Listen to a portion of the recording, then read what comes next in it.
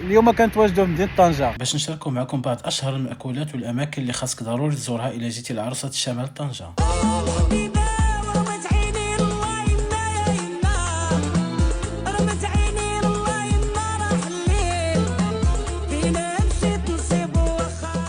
واول حاجه بدينا بها هي شدينا طاكسي ساحه المدينه باش نفطروا، وهذا الفطور تقام علينا ب 16 درهم، وبصراحه كان فطور ما بيش مقارنه بالثمن ديالو.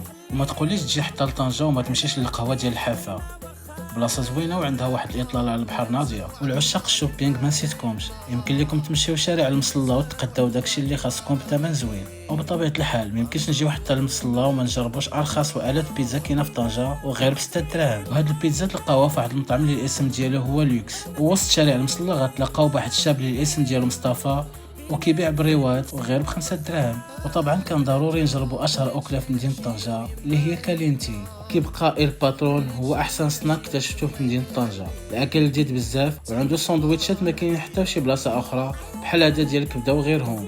وباش نختموا الجوله ديالنا جينا لباب بحر وشدينا كاس ديال هدايا ب 12 درهم. وعلى هاد الاطلاله كنقول لكم بسلامه ونتلاقاو في فيديو جديد.